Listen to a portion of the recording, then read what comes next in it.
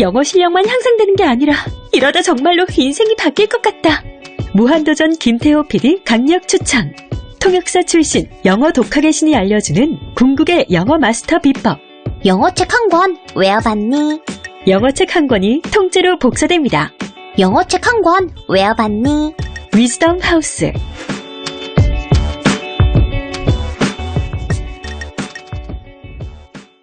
엄마, 나 가게 안 하고 싶은데. 너 가게 해봤니? 너 음식 만들어봤니? 인테리어는? 집기는? 일할 사람은? 운영은? 가게 자리는? 세금은? 너 돈이 있니? 나는 요술램프 몬스터 셰프다. 네가 원하는 모든 것을 들어주마. 맛집의 맛을 똑같이 만들어주실 수 있어요? 맛뿐만 아니라 돈과 청음의 모든 비법을 알려주겠노라. 야하! 이젠 걱정 고민 끝! 네이버 검색창에 몬스터 셰프라고 쳐주세요. 상담 문의 02-4558-8838. 몬스터 셰프! 엄마! 가글 했는데 입에서 뭐가 나왔어! 그거 올리덴탈 체크 가글이라 그런겨! 지금 쓰고 있는 가글 사용 후 확인해 보셨나요? 무색소, 무알콜, 무계면 활성제의 올리덴탈 체크 가글은 쉽게 나온 입안의 이물질을 눈으로 확인할 수 있습니다. 딴지마켓에서 판매 중입니다. 고민을 넣어주는 친구 쇼한 침대. 쇼한 침대가 고민을 들어준다고? 편안한 저자리의 친구 쇼한 침대. 그렇게 편안하니? 머리부터 발끝까지 너무나 포근한 느낌. 오늘부터 내 친구 쇼한 침대. 어디에 있다고? 딴지마켓에 있네.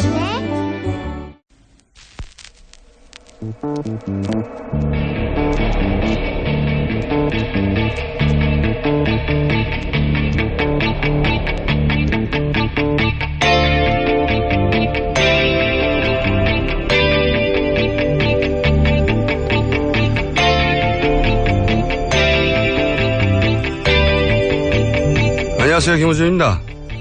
지난 화요일 고영태 씨가 체포됐죠. 검찰이라면 고영태 씨가 연락을 끊고 잠적했기 때문이라는 겁니다. 고영태 씨는 그간 검찰과 특검에 출석해 조사받은 것만 10여 차례입니다.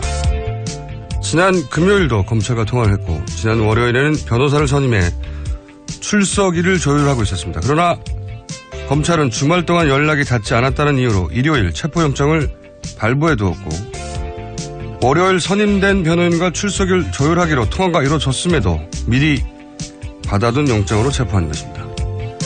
더구나 체포한 사유인 사기죄는 경찰이 지난 2월 무혐의로 송치한 사건입니다. 나머지 뇌물 혐의, 마사회법 위반 혐의, 검찰이 따지고 수사할 수 있습니다. 하지만 이미 몇 달에 걸쳐 검찰 수사에 협조했던 사람을 하루 연락이 제대로 되지 않았다고 변호사가 선임되고 출석일을 조율하는 도중에 갑자기 체포하는 것은 정말 드문 일입니다. 검찰은 왜 이렇게 무리를 하는 걸까요?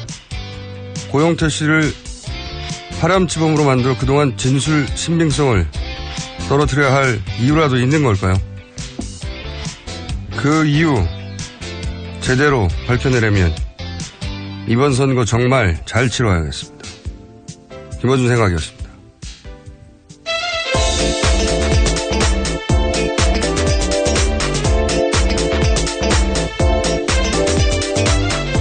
시사인의 김은지입니다.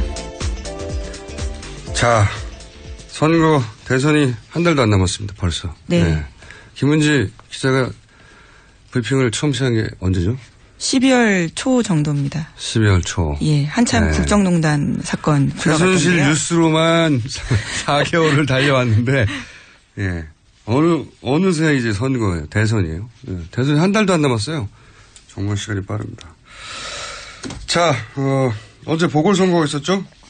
네, 결과 나왔습니다. 친박 김재현 자유한국당 후보가 유일한 국회의원 재선거에서 당선됐습니다. 뿐만 아니라 기초단체장 세 자리에서는요. 자유한국당, 민주당, 무소속 이렇게 한 명씩 당선됐습니다.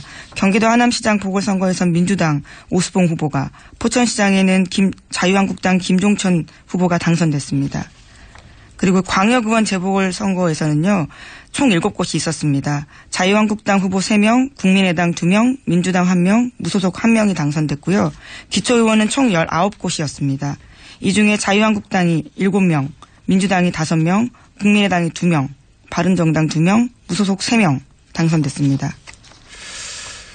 민심의 변화를 측정하기에는 이제 좀 적어요. 예. 예, 투표율도 저조하고요. 예, 적긴 한데 각 당이 이제 의미 부여는 당연히 하겠죠. 예. 특히 이제 자유한국당에서는 전통 텃밭이라고 할 수 있는 TK를 휩쓸었으니까 역시 이것의 맹주는 자신들이라고 하는 자신감을 얘기하고 있고, 민주당은 PK 지역에서 부산 경남 지역에서 승리한 곳이 있어요. 예. 네, 기초단체죠. 예, 기초단체긴 하지만 그 점에 있어서 이제 고무적일 테고, 국민의당은 호남 지역에서 기본적으로 자기 지역을 지켰다고 하는 그런 얘기를 하고 있는 것인데요. 여하간 무슨 당이 무슨 얘기를 하든 사이즈가 너무 작아서 지금은 이번 대선에 어떤 영향을 미치거나 혹은 뭐 어떤 지표로 삼기엔 좀 작습니다. 현재 바라보자면 바른정당은 좀 뼈아플 것 같긴 합니다. 기초의원 2명 정도만 당선이 됐기 때문에. 자, 이건 이 정도로 하고요. 다음 뉴스는요? 네, 대선 관련된 뉴스 전해드리겠습니다. 어제 문재인 후보는 재정 지출을 2배로 확대해서 일자리를 늘리겠다, 이런 계획을 발표했는데요. 소위 제이노믹스입니다. 경제정책을 중심에 두고 어제 계획을 발표했습니다. 대규모 재정을 투입하겠다라는 게 내용의 핵심입니다. 그렇군요. 자유한국당은요? 자유한국당 같은 경우에는 어제 안보를 계속 강조하는 행보를 보였는데요. 그제 판문점, 또 어제는 전쟁기념관 갔습니다. 홍준표 후보는 전쟁기념관에 가서 백선엽 전 육군참모총장 만났습니다. 그리고는 북미가 일촉즉발의 순간이 되고 있다면서 안보 문제 다시 한번 강조한 겁니다. 전통적으로 자신들이 강한 안보에 초점을 맞추는 거는 뭐 이해는 갑니다. 예. 다음은요? 안철수 국민의당 후보는 오는 15일 대선 후보 등록하고 의원직 사퇴하겠다, 이렇게 밝혔습니다. 안 후보는 지난 2013년 서울 노원병 재보선에서 당선됐고 재선했는데 그 자리를 내놓겠다라는 겁니다. 그리고 국민의당도 선대위를 발족했습니다. 그렇군요. 자, 바른정당은요? 계속해서 TK 표심 다지고 있습니다. 유승민 후보 안보 강조하고 있는데요. 문재인 안철수 후보에 대해서 각세우면서 그분들은 사드 배치 반대했다가 보수표 얻으려고 말 180도 바꿨다, 이렇게 비판했습니다. 말을 바꾼 건 사실이죠. 예. 근데 TK 지역에서 이렇게 해서 바른정당이 당세를 대선에서 확인할 수 있을지 모르겠습니다. 자, 정의당은요? 심상정 후보도 선대위 발족됐습니다. 김세균 교수, 권영길 전 의원, 강기갑 전 의원 등 주요 진보 인사들이 집결했습니다. 자, 간단하게 어제 하루 주요 후보들의 행보를 짚어봤고요. 더 깊이 있는 이 행보들에 대한 이야기는 오늘 뭐 준비된 수술이 있으니까 그때 짚어보기로 하고. 자, 다음 뉴스는요? 예, 주요 주자들은 아니지만 대선 출마 선언했던 김종인 전 대표 같은 경우에는 어제 입장문을 내고 불출마를 다시 선언했습니다. 지난 5일 대선 출마 선언한 지 일주일 만인데요. 통합정부 구성해서 국가위기 극복해보겠다라는 대선 후보로서의 자신의 노력은 어제로서 멈추겠다. 자신의 호소는 늦었고 국민의 마음을 얻기에 늦었다. 부족했다. 이렇게 발표했습니다. 또 홍석현 전 JTBC 회장 같은 경우에도 한겨레와의 인터뷰에서 대선 놓고 행보하는 건 준비되지 않았다라면서 대선 불출마 의사 밝혔습니다. 그럼 정운찬 전 대표만 남게 됐네요. 3인 회동이 제법 화제가 됐었는데 뭐 언론에서는 사실 크게 주목을 했었죠. 예. 근데 이 3인이 이렇게 뿔뿔이 제갈길을 가게 된 것은 아무래도 정운찬 전 총리가 저희와 인터뷰한 결과가 아닌가. 사두체제라는 비밀을 그때 인터뷰 와중에 얘기함으로 해가지고 이 모임에 와야 된 게 아닌가 하는 일말의 책임감을 저는 느낍니다. 다시 한번 인터뷰로 모셔서 그 이야기를 들어보시는 건 어떠신지. 저희 인터뷰를 하면서 이제 사두체제라는 굉장히 신선한 정치 실험을 얘기하셨다가 세 분이 이렇게 헤어지게 됐네요. 네, 안타까운 소식입니다. 책임을 동감하고요. 자, 다음 뉴스는요. 국민의당 일부 최고위원들이 박지원 대표에게 백의종군 촉구했습니다. 문병호 최고위원은 어제 최고위원회에서 박 대표는 이번 선대위에 참여하지 말고 백의종군하기를 바란다 이렇게 말했습니다.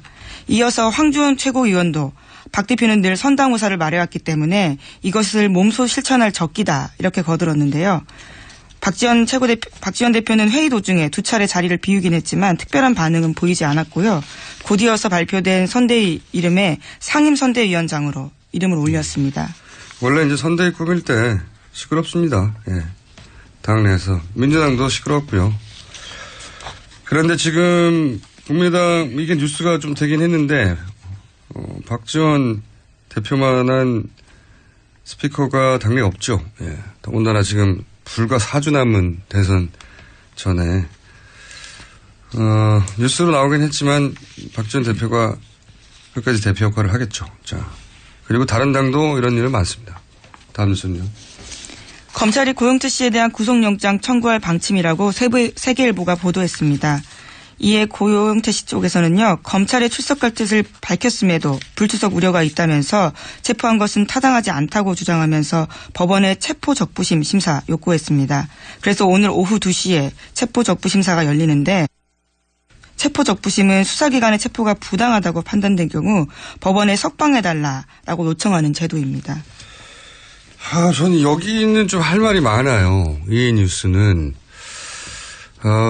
제가 좀 자세히 알아봤는데, 시사인도 고영태 씨를 몇 차례 만나서 인터뷰도 했죠. 김현주 기자도 또 인터뷰한 적이 있죠. 예, 그리고 지난주에 검찰에서 전화 올 때도 같이 있었습니다. 예. 그 현장을 봤는데요. 계속 검찰에서는 연락이 안 된다 이런 이야기를 해서 좀 의아합니다. 그러니까요. 저희는 되는데 검찰은 안 되죠. 예. 그리고 이게 전후 사정을 좀 자세히 제가 좀 알아봤어요. 저희 이게 좀 주시한 뉴스라고 보는 게 전 고영태 씨 체포해서 좀 이상한 기운을 전 느끼거든요. 대단히 심각하다. 뭐 이렇게까지 말하긴 그러나 아니, 이상하다 하는 기운을 저는 느끼는 것이 지난 금요일 날 이제 전화가 온 거예요. 고영태 씨한테. 며칠 안 됐어요. 지난주 주말이죠. 이 사기 혐의에 대해서 조사할 것이 있으니 월요일 출석하라. 주말 금요일 날 전화해가지고 월요일 출석하라 그러면 보통 당장 일정들이 보통 사람들이 있으니까 그게 쉽지가 않아요. 당연히. 네, 조율하죠. 통상요. 조율합니다. 당연히. 이런 욕을 많이 받아본 저로서는 제가 조율왕이거든요. 근데 더군다나 이 사기 혐의라는 건 지난 2월에 경찰에서 수사를 했어요. 그래서 이건 혐의 없다라고. 물론 경찰이 혐의 없다고 해서 검찰이 안 하는 건 아닙니다. 할 수 있는데 경찰이 이제 무혐의로 의견을 송치한 사건이거든요. 2월 달에. 진작에. 근데 이제 좀 자세히 알려드리면 검찰에서 금요일 연락이 와서 바로 월요일 오라고 하니까 그것도 무혐의 받은 사건으로 그러니까 이제 본인 입장에서 고영태 본인 입장에서는 뭔가 좀 심상치 않다 싶어서 이제 변호사를 금요일 저녁에 선임을 했고 근데 그 주말 사이에 전화를 한 모양이에요. 뭐 토요일도 하고 그때 통화가 잘 안 된 걸로 저는 알고 있습니다. 근데 이제 월요일 날 바로 그 검찰청에다가 변호사가 그 토요일이나 일요일 전화 안 해요. 당연히. 네. 월요일 날 바로 일과 시간에 선임된 변호인이 검사실 전화해서 그 사실 통보하고 내가 변호인이다. 그리고 선임계는 우편으로 보냈다고 해요. 그리고 나서 그 통화를 하면서 일정을 조율했다는 거죠. 자, 그러면 내가 지금 월요일 됐으니까 오늘 당장은 힘들고 저 언제 합시다 이런 조율을 하고 있는데 갑자기 검찰이 이제 체포를 한 거예요. 근데 그 이유가 선임계가 안 왔다 안 하는 거죠. 안 왔다. 근데 통화를 이미 했단 말이죠. 서류만 도착하지 않았지 사실상 변호인이 선임됐다는 걸 알고 있는 거예요. 검찰에서도. 거꾸로요. 혹시 서류가 빨리 도착할까 봐. 서류 도착하기 전에 서류를 도착해버리면 그게 말이 안 되니까 선임됐는데 왜 이렇게까지 할 필요가 있느냐고 바로 급하게. 선임된 걸 전화통화해서 이미 알고 있는데 아직 선임되지 않았다고 서류 도착하기 전에 긴급히 체포한 거다. 예, 어제 검찰에서 계속 그렇게 주장하고 있습니다. 선임계 내지 않은 상태에서 전화로 내가 누구 변호사다라고만 하면 인정할 수 없다라는 건데요. 무슨 소리입니까? 다들 그렇게 하는데. 통상의 방식입니다. 통상의 사실. 방식인데 예. 이게 일반인들이 잘 모르니까 아니 변호사가 내가 선임됐다고 전화했는데 선임계 아직 내지 않았다고 변호사를 인정하지 않고 그러지 않아요. 그러니까 사실 체포영장을 집행한다는 것은 수사를 안정적으로 받으러 올 수 있는지에 대한 여부이기 때문에 변호인이 전화까지 해서 선임계 냈고 날짜 맞추다라고 이야기를 하면요. 그냥 그런 식으로 가면 되는 건데 굉장히 이례적으로 체포영장까지 굉장히 집행한 이례적이에요. 거죠. 예. 네, 이런 경우는 정말 보기 드뭅니다. 변호인이 선임됐다는 자체가 도망가지 않겠다는 거거든요. 응하겠다는 거예요. 예.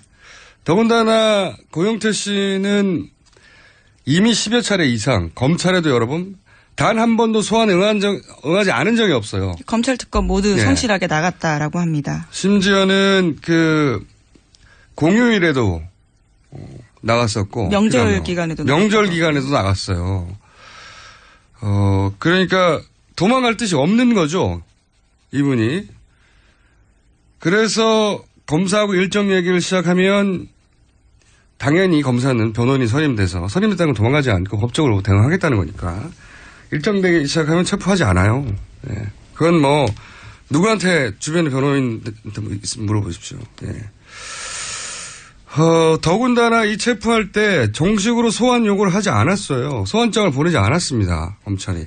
당시까지만 하더라도. 그리고 전화로 금요일 날 오라고 했던 혐의는 사기 혐의예요. 그렇죠? 근데 체포된 것은 다른 혐의, 알선수재. 같이 다 포함되어 있습니다. 네, 포함되어 있지만 예. 다른 혐의로 긴급하게 체포된 거란 말이죠. 이거 왜냐하면은 서로 다른 사건이라 다른 담당 검사거든요. 전화한 사람과 이 건으로 체포를 하게 만든 검사하고 다른 사람이라고 볼 수도 있는 거예요. 예. 형사 7부와 첨단 1부가 하고 있다. 이렇게 어제 검찰은 밝혔습니다. 네. 다시 한번 강조하는데 고영태 씨는 지금 몇 개월입니까 벌써 이 국정농단 그 전국이 벌어진 이후로 그 이후로 소환에 불응한 적이 한 번도 없단 말이죠. 더군다나 이번에 정식으로 소환장에 낸 게 아니 소환장으로 부른 게 아니라 그냥 전화한 거예요. 자기들도 전화 급하게 금요일에 전화해서 월요일 오라고 그랬더니 그 저녁에 변호인 선임됐고 월요일 날 아니 그렇게 급하게 할 수는 없고 그러면 조율합시다 하는데 갑자기 이게 들어온 겁니다. 그걸 토요일, 일요일 아마 연락이 제대로 안 된다 봐요. 예. 그래서 일요일 날 영장을 미리 발부해 놓은 거죠. 체포영장을. 그런데 미리 발부해 뒀지만 선임된 변호인과 통화가 이루어졌기 때문에 이제 애초 영장을 발부하는 원인이 사라진 거잖아요. 네, 신병이 확보가 됐고 연락이 된다라고 하는데도 불구하고 굳이 체포를 해서 신병을 확보하게 되는 거죠. 제가 이걸 주시하게 다루는 이유는 뭐냐면 단순히 고영태 씨 한 사람의 체포 때문이 아니라 흐름이 좀 이상하다는 거죠. 긴급하게 고영태 씨를 이 시점에 더군다나 계속 응해왔던 하등에 급박한 이유가 없잖아요. 급박한 일. 아무리 생각해도 고영태 씨가 해외로 여기서 도망가려고 한다든가 이때까지 한 번도 응하지 않았다든가 어딘지 모르겠다든지 변호인도 없다든지 연락 안 된 지 뭐 몇 주가 됐다든지 아니에요 다. 예, 제가 고영태 씨에게 듣기로는 자신은 출국 금지되어 있는 상태라고 들었거든요. 갈 수도 없어요. 예. 예. 물론 이후에 풀렸는지 모르겠지만 과거에 자기가 확인했을 때는 출국 금지였다라고 합니다. 그래서 이제 이게 단순하게는 그 우병우 전 민정수석 영장 기각에 대해서 시선을 돌리려고 하는 것이냐부터 시작해서 또 한편으로는 자 고영태 씨가 긴급하게 체포되어서 범죄자 경찰이 긴급하게 체포하고 구속영장도 친다는 거 아니겠습니까? 바로 구속영장을 침으로 해서 일어날 수 있는 효과가 뭐가 있냐 대중적인 그런 고영태 씨가 그동안 이야기했던 것들이 신빙성이 떨어지는 것인가? 저 사람은 사기꾼인가? 당장 긴급하게 체포하고 구속영장을 청구할 만큼의 범죄자인가? 이런 이미지가 당연히 갈 수밖에 없잖아요. 그러면 그런 이미지로 인해서 득을 보고 실을 보는 사람들이 있을 수 있습니다. 그렇게 연결해서 자꾸 사고를 확장하게 되는 기운이 이상한 사건이에요. 이상한 기운의 사건입니다. 이로 인해서 만약에 이득을 본다면, 검찰이 의도하든 의도하지 않았던 이득을 본다면 소위 태극기 집회가 끊임없이 주장했던 고영태 씨 기획설이라든가 이런 쪽에 힘이 실리게 되거든요. 의도했던 하지 않았던 결과적으로는. 그러니까 의구심이 드는 대단히 기분 나쁜 전개. 대선을 한 달도 놓지 않은 시점에 그래서 굉장히 기분 나쁜 이상한 기분이 느껴지는 뉴스입니다. 자,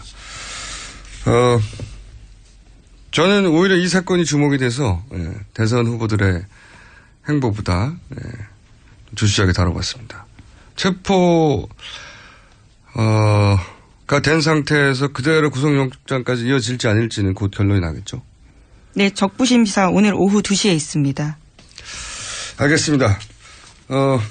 고영태 씨 개인이 최순실 씨와 같이 일하는 동안 개인적인 비리가 있을 수도 있습니다. 잘못도 있을 수도 있고 그것대로 법적인 책임을 다 해야 하지만 이게 대단히 긴급하게 체포할 사안은 되느냐 안 되느냐도 따져야 될 일이지만 체포할 만한 정황이 아니었다는 거죠. 한마디로 말해서 협조하겠다는 사람한테. 자, 오늘 여기까지 하겠습니다. 지금까지 시사인의 김은지였습니다. 감사합니다. 아무도 묻지도 따지지도 않고 가입하셨다고요? 보험은 너무 어려워요. 걱정 마십시오. 마이보험 체크가 도와드립니다. 1800-7917 마이보험 체크로 지금 전화주세요. 1800-7917 이미 가입한 보험이나 신규 보험도 가장 좋은 조건을 체크해서 찾아드립니다. 인터넷 한글 주소 마이보험.com 또는 카카오톡에서 아이디 검색 마이보험을 친구 추가하여 상담하실 수 있습니다. 여성 여러분, 골반이 삐딱하면 허리가 아파요. 아랫배가 나와요. 골반이 바로 서야 건강도 아름다움도 바로 섭니다. 바디로직을 입으세요. 토크밴드의 입체적인 탄력이 틀어진 골반을 바로잡습니다. 간편하고 확실한 골반 교정 타이즈 바디로직. 삐딱한 남성 골반에도 역시 바디로직. 바디로직의 효과를 못 느끼셨다면 100% 환불해드립니다. 자세한 환불 조건은 홈페이지를 참조하세요. 굶고 뛰고 땀 빼고 다 해봤다. 그래봐야 소용없었다. 다이어트는 결국 먹는 게 문제다! 동결건조 채소와 곡물, 단백질, 그리고 효소와 비타민, 미네랄로 만든 다이어트 전용 그린 스무디로 하루 한두 끼만 바꿔 드세요. 검색창에서 비타샵을 검색해주세요.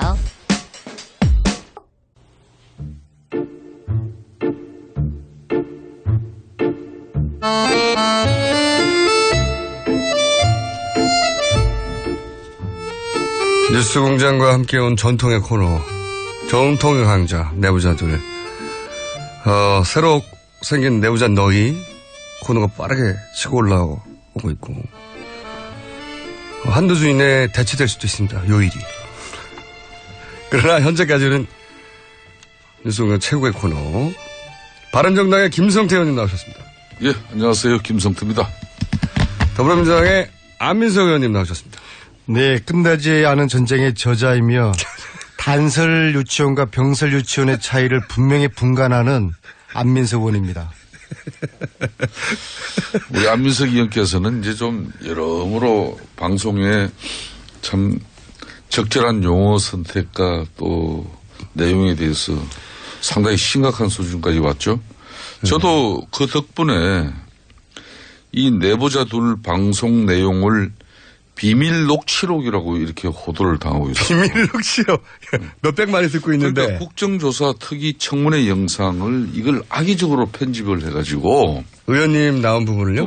마구잡이로 지금 허위사실로 지금 유포되고 있어요. 편집을 어떻게 해가지고 SNS에서. 어떤 식으로. 그러니까 안민석 의원이 3년 전인 지난 2014년에 국회 대정부 질문을 통해서 최순실과 정유라의 존재를 처음으로 세상에 알렸단 말이에요. 그렇죠. 그때까지만 하더라도 그 이후에 이제 끈질기게 그 문제를 추적하고 또 문제 제기한 장본인이 안민석 의원입니다. 그렇죠, 그렇죠. 그래서 결국 대통령 탄핵까지 이어졌다는 그런 얘기를. 첫 출발은 아무도 사실 주목하지 않았던 그래서 미약한 출발이었지만. 이 방송에서 사실상 박근혜 대통령 탄핵을 가지고 대한민국 국민이 누가 마음 좋아하는 사람이 있겠습니까? 그렇지만은 이 최순실 국정농단의 이 진실의 퍼즐을 맨 처음 캐기 시작한 사람은 안민석 의원이에요. 그렇죠. 그 이야기를 이 방송에 한 거는 수차례였지 않습니까? 그렇죠. 그건 사실이고요. 그런데 네. 이걸 탄핵 3년 기획설로 이렇게 둔갑이 됐어요. 그래요? 제가 지난주 방송에서도 말씀을 드렸지만은 누구나 생각이 다르면은 반대 의사를 표출할 수 있습니다. 때로는 항의나 시도할 수 있는 당연하죠. 것이죠. 예. 그런 행위들은 어디까지나 내는 법적 테두리 안에서 이루어져야 하는 것인데 이런 공개적인 방송에서 이루어진 그런 내용을 마치 짜집게 가지고 그렇죠. 안민석 의원이 박근혜 대통령 탄핵을 위한 기획을 3년 전에 했고 또 거기에 마치 김성태 의원도 연루가 된 것처럼 이렇게 편집을 그러니까 하고 있어요. 민주당과 바른정당이 3년 전부터 그래서 저도 참 이 방송하기 정말 어려워요. 그래서 참 이게 의원님 정리해 보면 그러니까 안민석 의원이 3년 전에 그때는 시작은 작은 거였죠. 그때 대정부 질문을 통해서 시작된 거죠. 그 작은 질문으로부터 시작돼서 그때 이렇게 큰 그림인 줄 모르고 시작했지만 어쨌든 3년 전에 그 첫 질문으로부터 이 탄핵에 이르기까지 과정의 첫 출발이 그때였다라고 말씀하신 거를 편집해서 엮어가지고 3년 전에 박근혜 탄핵을 기획을 했다. 이 세력이 이렇게 유포되고 있는 겁니까? 그렇죠. 그래요. 제가 기획했어요. 안철수 지지율이 뜨니까 별 이상한 일이 다 있는데요. 네. 우병우 풀려나고 잠깐만요. 그게 어디서 지금 돌아다니고 있는 거예요? 지금 SNS 상에서 돌아다녔어요. 진원지가 어디입니까? 무슨? 저는 그거는 구체적으로 밝히고 싶지는 않아요. 다만 제가 기획했어요. 의원님 혼자 이 모든 촛불 집회와 가당치 않은 이야기고요. 아무튼 네. 안철수 후보가 지지율이 뜨니까 별일이 다 생기는데요. 우병우 풀려나고 고영태 구속되죠. 내부자인 고영태가 현관문까지 부숴가면서까지 체포당할 사람인가. 우병우 검찰이 국민을 우습게 하는 것이죠. 어젯밤에 제가 노승희를 만났습니다. 자신도 검찰에게 보복당할 수 있다고 각오한다고. 검찰이 자기 이런 식으로 체포하거나 노영태처럼 하면은 자기는 하여튼 검찰 앞에 빨가벗고 자기가 출두하겠다고 그런 이야기 하면서 분노를 좀 자아내고 있고요. 또 어제 최순실이가 안민석을 수사하라고 법정에서 외쳤습니다. 참 이게 묘하게 돌아가죠. 근데 그렇게 법정에서 외쳤던 것도 3년 기획서라고 연결될 수 있는 거군요. 그러고 보니까 또 뉴스공장이 입조심하라고 방통위 1차 징계를 받았지 않습니까? 의원님 때문에요. 저 때문이죠. 그리고 다음 주에는 2차 중징계 절차에 들어간다고 제가 의원님 때문에요. 저 때문입니다. 근데 제가 뉴스공장에서 안철수 혼밥 논란을 야기했고 이것을 김어준 공장장이 제지하지 않았다고 안철수 측에서 항의를 했고 방통위가 징계를 했어요. 저는 안철수 후보의 불편한 진실을 말했을 뿐입니다. 안철수 후보와 제가 같은 상임위에서 지난 1년 동안 활동을 했어요. 그런데 저희 당 의원들과 1년 동안에 밥 한 끼 차 한 잔 하지 않았어요. 혼밥의 문제가 아니라 소통의 문제를 제가 지적한 거죠. 저는 지도자는 능력보다는 성격이 중요하다고 봅니다. 국민들이 박근혜에게 쏘갔는데 안철수 후보의 불편한 지지를 말했다고 방송에 재갈을 물리는 것이 박근혜와 뭐가 틀립니까? 이런 비열한 행위 중단하고 이거는 안철수 후보가 저와 김어준과 뉴스공장에게 직접 사과하지 않으면은 안철수 후보의 또 다른 진실을 시리즈로 국민들에게 제가 말씀드리겠습니다. 그런데 오늘은 제가 일단 저 정 PD가 올해의 최우수 PD까지 상을 받은 분인데 저 PD가 잘리게 생겼어요. 그래서 오늘은 일단 제가 이 분노를 담아서 항의하는 의미에서 오늘은 일단 저 스스로의 자기 검열로 뉴스공장 탄압과 언론 탄압에 저항할 것입니다. 어떻게요? 자기 검열에 들어가겠습니다. 할 말 다 하셨어요. 할 말 다 한 거고 지금부터 방송 시간은 안민석 의원은 무언으로 침묵으로 일관하시는 거죠? 그러면? 침묵이 아니라 자기 검열로 저의 저항을 표현하겠습니다. 제가 조금 전에 듣기에도 침묵이 금이고 침묵이 침묵으로 최고의 의원님 어떻게 침묵합니까? 제가 장담하는데 안철수 의원의 뭐 진실을 이렇게 이야기하는 것은 좋은데 또 조금 전에 이 방송에서 비열하다 뭐 이런 언어는 좀 자제되어서. 그리고 여기 국민의당이 없지 않습니까? 항의를 반론을 제기할. 그래서 이제 제가 중간에 개입해가지고 중간중간에 얘기를 해야 하는데 의원님이 뭘 아시다시피 안민석 의원은 대한민국에 누가 말겨도 저 대책이 없는 분 아니에요? 제가 지금 이 순간에 가신다면서요? 제가 지금 이 순간에 예술가들이 느끼는 자기 검열 고통 그리고 기자들이 느끼는 자기 검열의 고통을 느끼고 있어요. 표정은 근데 왜 이렇게 밝으세요? 별로 밝지는 않은 얼굴인데. 그걸 일방적으로 듣는 정당 입장에서는 또 항의할 수 있습니다. 네. 그렇습니다. 그러면 저는 이해 가고요. 대만 저희 PD가 고생하고 있습니다. 상당한 정도.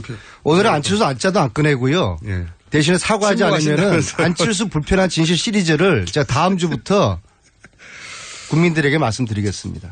자, 그 얘기는 이제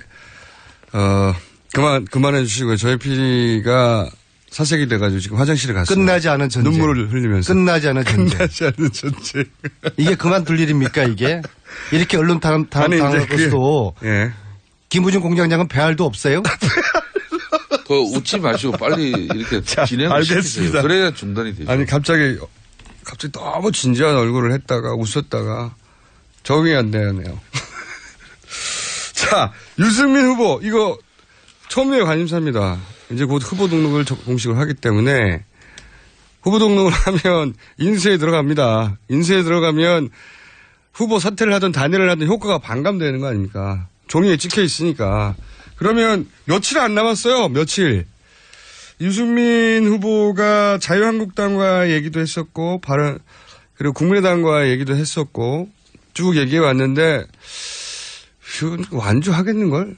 이런 생각을 많이들 합니다. 근데 김성태 의원님은 단일화든 연대든 꼭 해야 한다고 주장하셨던 분이잖아요. 어떻게 돌아가고 있습니까? 어떤 승부든지 이기려면은 자신의 강점에 또 집중하고 약점은 보완하는 그런 전략으로 임해야 되는 것이죠. 사실 우리 바른정당의 유승민 후보는 수도권이나 젊은 층에서 높은 호감도와 또 잠재적 지지율은 보유하고 있습니다. 예. 그렇지만은 저 개인적으로는 TK에만 집중하는 모습이 개인적으로는 안타까워요. 저도 사실 그게 안타까웠어요. 어제 이혜원 의원하고도 그 얘기를 했는데. 바른정당은 책임 정치를 구현하는 책임 정당의 기치를 끌고 따뜻한 보수 그리고 깨끗한 보수를 이렇게 외쳤지 않습니까? 그렇다면은 막 그런 측면에서의 본인의 역량을 높이는 게 이번 선거에서 상당히 중요한데 다만 보수라는 관점에서 이번 대선에서 우리는 두 가지 과제를 안고 있어요. 대선 승리를 통해서 하나는 좌파 정권의 탄생을 막아야 하는 것이 첫 번째 과제고 또 두 번째로 그보다 더 중요한 것이 이번 대선을 통해서 보수를 한골 탈퇴시켜야 돼요. 그러니까 부패하고 기득권에 안주한 그런 보수는 청산을 해야 돼요. 네, 그래서 바른정당을 만들었다고 주장하시는 거고 이때까지. 박근혜 정권이 국민을 배신하고 보수의 가치를 송두리째 뽑아버린 상황에서 대선 승리보다 어찌 보면은 혁신을 통한 보수 재탄생이 더 크고 중요한 의미를 우리 국민들이 부여할 거예요. 그렇기 때문에 보수의 이 본산인 대구 경북 지역을 중점적으로 후보가 공략할 수 없는 것이 우리 바른정당의 유승민 후보의 현주소예요. 또 후보 나름의 충분한 고충을 담고 있다고 생각합니다. 뭐 그렇지만은 저는 거듭 이야기를 합니다만 정치는 생물입니다. 생물. 며칠 안 남았지만 가능하다고 보십니까? 뭐 어떤 인위적인 어떤 뭐 그런 정치적 행위를 통해서 뭐 보수의 완주 의사를 꺾어버리는 것은 결코 맞지 않다고 보죠. 그렇지만은 국민의 바람이 이렇게 여러 행태로 표출되는 그런 현상이 있다면 그런 거는 충분하게 고려를 해야 되겠죠. 무슨 말씀인지 잘 못 알아들었습니다. 요 부분은 여차 잘못하면 그렇지 않아도 유승민 후보가 힘들게 어렵게 지금 그래도 뚜벅뚜벅 가고 있는데. 불과 이틀 남았어요, 근데. 그거는 후보 등록이죠. 후보 등록이지만 후보 등록 이후에는 더 어렵지 않습니까, 사실. 김성태 의원님도 자기 검열하고 계세요? 본인이나. 자기 검열차 2인에 지금. 그러니까 적어도 유승민 후보는 완주 의지가 대단히 강한 거죠, 현재. 본인은. 저희 동료 의원들이 보기에는 완주 의사가 거의 아주 강한 정도. 아주 강한 정도고. 그리고 보통 강한 게 아니고 아주 강한 거죠. 보통 강한 게 아니고 아주 강한 것이고. 근데 당내에서는 여전히 그럼에도 불구하고 자유한국당이든 혹은 국민당이든 연대든 어떤 액션이 있어야 되는 거 아니냐는 의원들이 계신 거죠, 물론.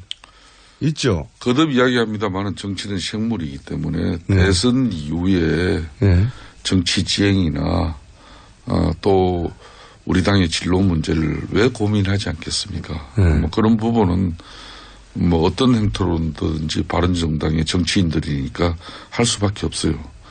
그렇지만 중요한 것은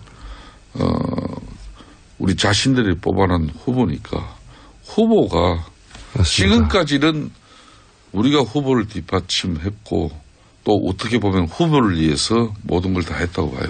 그렇지만은 향후 당의 진로와 바른정당 33명의 이 정치인들의 길을 위해서는 어떤 길이 맞는 것인지. 마지막. 이런 부분은 또 후보도 이제 깊게 또 고민할 때가 됐죠. 후보 등록하고 나면 불과 20며칠 남습니다. 24일, 23일 남습니다. 23일 남습니다.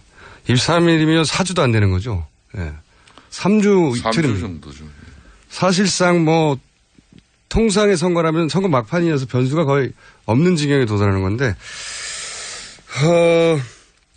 당내의 의견은, 그러니까 유승민 후보는 완주 의지가 아주 강하고, 당내의 의견은 어떤 식으로 갈려 있습니까? 완주하자, 자유한국당이다, 국민의당이다, 세 개로 나누면 몇 대 몇 대 몇 정도 됩니까? 그걸 그렇게 정확하게 몇 대 몇으로 또 구분해서 답변을 이끌어내려고 하는. 궁금하니까요. 김어준 공장장이 저희가 또 저는.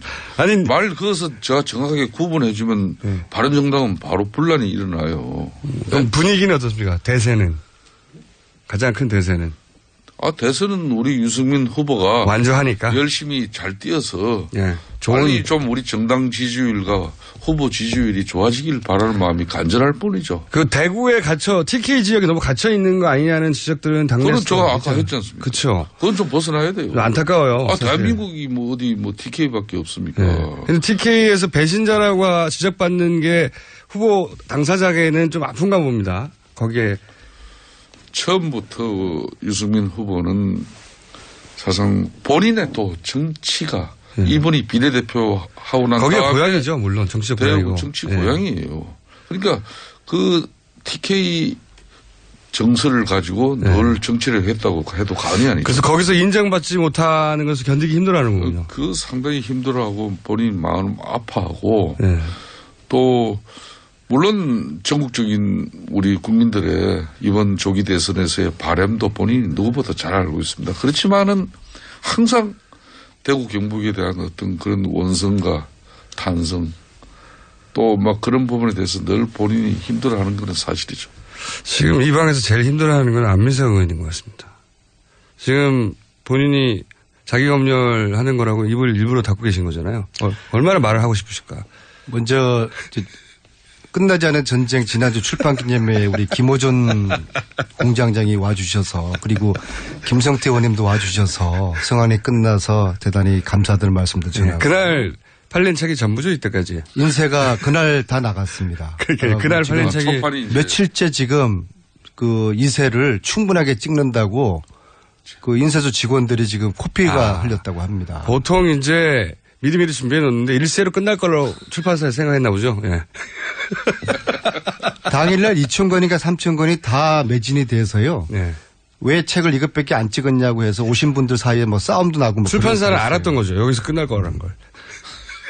지금 교보나 영풍에 책이 지금 없어요. 없어서 그건 다 팔렸으니까. 그 책을 그렇죠. 구하러 온 2,000권 찍어서 분들이 2,000권 따라. 예. 항의하고 지금 아주 곤혹을 치르고 있다고. 그럴 리가 있겠습니까? 자, 그런 분들 계시면 저 방으로 보내주십시오. 그래서 아니 끝나지 않은 책을 많이 사셨군요. 끝나지 않은 전쟁 책 홍보로 혹시 오인받을 수 있으니까 끝나지 않은 전쟁에 대한 이야기를 이 정도로 하고요. 지금 왜 안 썼어요? 그만하세요. 예.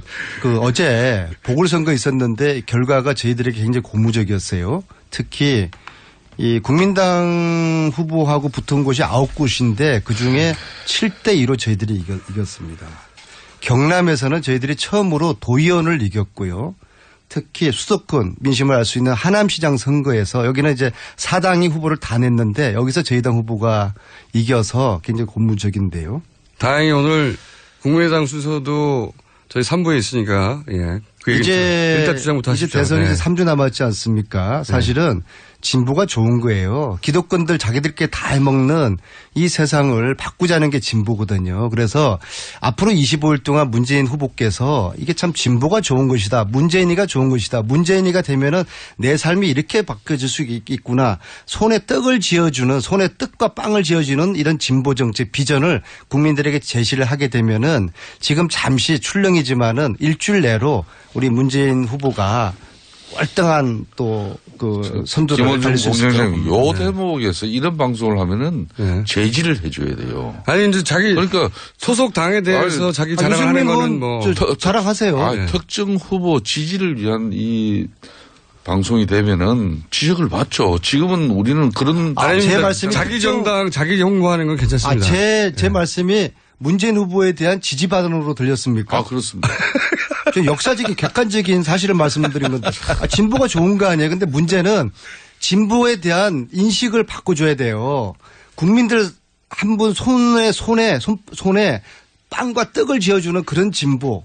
그래서 진보 후보가 되면은 내 삶이 달라지구나. 문재인 후보가 되면은 우리 아이들 사교육비 고통받는데 이거 적게 내고 통신비 적게 낼 수가 있고 일자리 문제 해결되고 야 저런 후보가 되면은 국민들이 내 삶이 나아지겠구나. 이 비전만 보여주면은 이 선거는 해보나 김원중 마나. 공장장님, 내가 지난주 방송에서도 지금 현재 안민석 의원이 이렇게 간접 PR을 하고 있는 문재인 후보는 지난 2002년도에 당시 이해창 후보를 보는 것하고 제가 이상하게 똑같은 기분이 들어요. 그런 모습을 빠르게 지어가고 있는 그런 완전히 이제 지금 민주당은 그때 역사적 사실을 정치인이면 잘 아는 쭉 1위로 달리다가 그렇습니다. 막판에 역전돼 버리는 이번 재보궐선거를 통해서 대륙 국민이 전환될 가능성도 충분히 생겼다는 건데 그걸 7대2로 이렇게 이겼다고 자아자찬하시고 제가 거듭 이야기 드립니다만은 사실상 민주당 문재인 후보와 민주당 의원들께서 상당히 겸손해져야 됩니다. 겸손하지 않으면 큰 낭패를 볼 수 있습니다. 이거는 제가 진심으로 드리는 얘기예요. 그때 가서 또 국민들 탓하고 말이야 국민들 원망하면 되겠습니까? 그러니까 지금 이 조기 대선 국면은 검증할 수 없는 아주 짧은 시간 내에 후보를 선택해야 되는 국민들의 마음을 헤아리기 위해서는 어느 당이든 의원들이든 또 후보 자신이든 정말 처절한 진정성만이 우리 국민들에게 제대로 된 검증의 기회를 부여하는 거예요. 그러니까 너무 이렇게 호도해도 안 돼요. 김성태 의원님이 호시탐탐 틈만 있으면 저보고 겸손하라고 하는데요. 그것은 마치 국민들을 향해서 겸손하라고 타이려는 것처럼 들리거든요. 이거 정말 오만한 말씀이시고요. 더 이상 그런 말씀 하지 않았으면 좋겠고요. 이번에 문재인이라는 분은 이 촛불 전국에서 국민이 만들어낸 후보거든요. 그런데 보수 진영의 저항이 만만치 않았죠. 처음에는 반기문이라는 상품으로 어떻게 해보려 하다가 꺾어졌고 그다음에 한교안을 만지작거렸고 그다음에 나온 게 안철수의 도전을 받고 있거든요. 이 도전 역시도 제가 말씀드리는 것처럼 국민들의 손에 빵과 떡을 쥐어주는 비전과 정책을 문재인 후보가 제시하면은 이 세 번째 도전도 꺾고서 새로운 도전 받고 있지만은 꺾고서 문재인 후보가 이길 수밖에 없는 이게 시대 흐름이고 시대 정신이라고 봅니다. 대선이라는 거는 개인의 역량보다 또 당의 지지보다 시대 정신, 시대 흐름이 중요한 것이거든요. 이번 대선은 촛불을 위한 촛불의 그런 대선이기 때문에 촛불 국민들이 그렇게 녹록지 않습니다. 세 번째 도전, 촛불 국민들이 꺾어줄 것입니다. 아니 그렇다고 안철수 후보가 촛불에 반한 건 아니잖아요. 그런 구도는 성립이 안 되죠. 그러니까 이 촛불의 민심이라는 것을 그걸 마침 문재인 전 대표가 항의하고 즐길 수 있고 또 그걸 수혜받는 그런 당사자로만 이렇게 규정하는 것은 그건 맞지 않아요. 이 말씀드리면은 민주주의의 승리고 또 정의의 승리예요. 그걸 갖다 어떻게 문재인 후보의 혼자의 승리로 이렇게 치부하려고 합니까? 그건 맞지는 않고. 제가 오늘은 자기 검열 중이라서 대단히 신중하지만요. 이 이야기하면 또 징계당할지 모르겠는데요. 안철수 후보는 이 촛불 국민들, 이 촛불 전국이 만들어 놓은 이 조기 대선에서 제일 처음으로 해명해야 되실 게 뭔지 아십니까? 지난 국정감사 3주 동안에 그 교문이 전쟁터가 되었던 최순실의 국정농단을 밝혀내고자 했던 그 분투했던 야당 의원들 속에서 안철수 의원은 왜 K재단, 미러재단 한마디도 이야기하지 않았는지, 최순실 치여자도 왜 꺼내지 않았는지 여기에 대해서 국민들에게 일단 해명부터 하고서 대선을 치러야 되는데 이분이 해명할 줄을 잘 모르고 반성도 잘 안 하시는 거예요. 내일 저희가 국민의당 자유한국당 내부자들 투가 있기 때문에 제가 그때 그 해명을 그냥 안철수 의원이 안철수 의원의 또 이 좀 이상한 버릇이 남들한테 해명을 시켜요. 이거는 본인 스스로가 왜 내가 국정농단에 대해서 한마디도 국감 동안에 한마디도 하지 않았는지, K재단, 미러재단을 제가 몰라서 그랬는지, 최순실 치여자를 왜 꺼내지 않았는지 그 3주 동안에 다른 야당 의원들은 아침부터 새벽까지 정말 전쟁을 치렀는데 여기에 대한 해명을 본인이 해야죠. 본인밖에 모르는 겁니다. 이걸 왜 제3자한테 시킵니까? 자, 국민의당 자유한국당 내부자 가만히 들어보니까 내일 있습니다. 이 방송만 피해를 보게 될 것 같아요. 이러다가 또 징계받습니까? 출연자니까 자기 아니 왜냐하면 제가 국정감사 3주 동안에 속기록을 제가 다 읽어봤어요. 그런데 거기에 안철수 의원은 K재단, K자, 미러재단, 미업자, 최순실 치여자도 단 한마디도 꺼내지 않습니다. 이거는 불가사의한 거예요. 그때까지는 파악이 안 된다 보죠. 안민수 의원께서는 조속으로 바뀐다 그러잖아요. 아까 방송 시작에는 자기 검열하고 자성하는 믿지 않았습니다. 처음부터. 자성하는 그런 분위기로 착 잡아놓고 불과 5분도 안 제가 징계를 각오하고서 징계를 의원님이 당하시는 게 아니고요. 저희 PD가 당하는 거고요. 그게 불행한 일이에요. 이런 이야기하는 게 징계를 받는다는 게 이게 21세기에 이런 언론 탄압이 어디 있어요. 그러니까 균형을 갖추면서 하세요. 균형을 갖추면서. 아니 그러면 안철수 후보도 잘못된 부분은 당연히 방송에서 출연진이 비판할 수 있죠. 그렇지만은 너무 편파적으로 편협적으로 일방적으로 하면 그게 문제가 되는 거예요. 오늘은 제가 김성태 의원님이 하나도 존경스럽지 않네요. 이거는 제 의견을 말씀드린 게 아니라 팩트를 말씀드린 거예요. 국정감사 3주 동안에 다른 모든 의원들이 의심하고 있어요. 신기해하고 있어요. 왜 안철수 의원이 너무 오랫동안 하셨으니까 이제 그 반복 안 하셔도 될 것 같고요. 그 얘기는 진실과 사실은 되풀이하고 되풀이해서 국민들이 아셔야 될 거 아닙니까? 처음에 제가 3년 전에 최순실의 국정농단 알렸을 때 아무도 안 믿었어요. 이 이야기를 듣는 청취자들이 과연 진짜 3주 동안 안철수 후보가 최순실 치여자도 안 꺼냈을까? 안 믿겠죠. 오늘 자제하시기로 하셨지 않습니까? 속기록에 대한 근거를 가지고 말씀드리는 거예요. 팩트예요. 제 의견이 아닙니다. 이 김어준 공장장님 이 방송을 지금 현재 문재인 후보가 많이 청취한다는 이야기를 들은 문재인 후보 이걸 들을 일 없다고 저는 보긴 하는데 지금 오늘 안민석 의원이 충성. 보통 때하고 다른 그런 모습을 보이고 있죠. 심지어는 오늘 자제한다고 하셔놓고. 자제가 아니라 거의 더 강한 어조로. 아니 뉴스 공장이 탄압받고 언론이 탄압받는데 피가 거꾸로 쏟아요. 탄압받는 이게 아무렇지가 않아요? 있는데. 공장장 이게 웃을 일이에요? 의원님이 그렇게 만들어주시고 있는 거예요, 지금. 아니, 혼밥이라는 거는. 더 혼나라. 지난 이렇게. 1년 동안 우리 야당 의원들하고 더불어민주당 의원들하고 상임위에서 밥 한 번 안 먹었는데 이게 사실을 이야기했다고 제가 징계를 받고 뉴스공장이 중징계를 지금 맞게 생겼는데 이게 피가 끄끄 솟지 않습니까? 제가 중징계 결정된 건 아니고요. 제가 보기에는 이 자기 딸은 중학교 1학년 때 조교휴학 보내고서 교육대통령 되겠다고 하는 게 말이 되는 겁니까, 이게? 아유, 참. 예? 안민석 의원님, 그렇게 감정적으로 이야기하면 안 돼요. 분노가 치밀어 오라요. 그렇게 하면은. 단술과 병설의 이 차이도 모르는 후보가 대통령이 되겠다고 하는 이 사실. 단설과 병설은 웬만한 후보들 다 모를 겁니다, 그 차이를. 유치원에. 동네 애엄마들이 다 아는 걸 갖다가 대통령 후보가 모른다는 게 말이 됩니까? 자, 자제하고. 뭘 자제해요? 자제하고 한다고 하셨는데. 가만히 그냥 하신다고. 방치하신 우리 김어준 공장집에서. 제가 지금 자제해야 되지 지금 않았습니까? 안민석 의원을 자제.